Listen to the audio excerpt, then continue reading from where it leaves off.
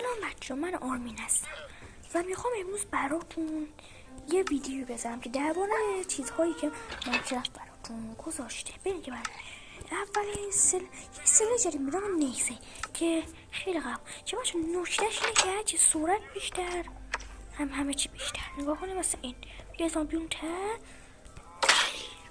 نگاه کنه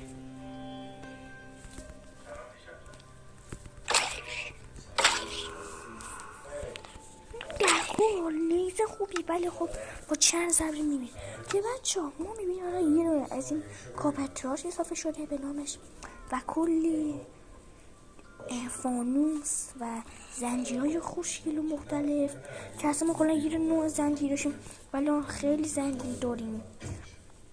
بعد تازه بچه ها چند تا موب جدید اومده، اینا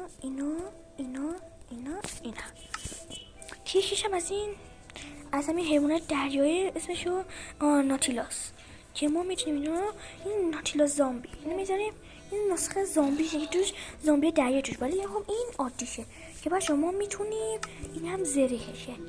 این البته بچه اینا نمیتونیم توی فقط بچه اینا توی کشتی‌های دریایی هستن، تو ما جای دیگه نمیتونیم پیدا کنید، فقط توی کشتی نمیتونیم بسازیم.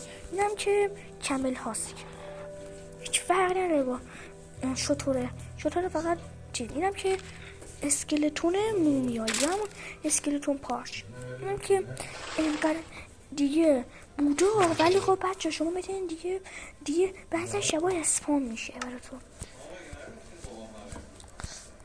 با شما میتونین اینو زده آشه نگاه کنیم. بچه حیوان خونگی ها همین چیزه، همین حیوانی که بهتون نشون دادم ایناش گوشش بیناشن، همین حیوانی که دیدین دریایی بود به زره وصل کردن. تازه بچه یه قدرت دیگه هم داره.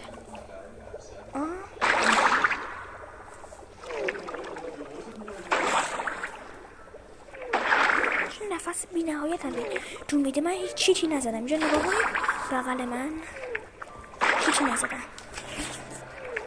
تازه بچه میتونیم توی بپریم بالا، خیلی بالا، من دوست دارم. این موقع درجه به درجه های نبردی میخورم.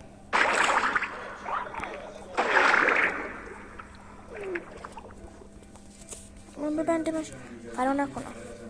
نه اینجا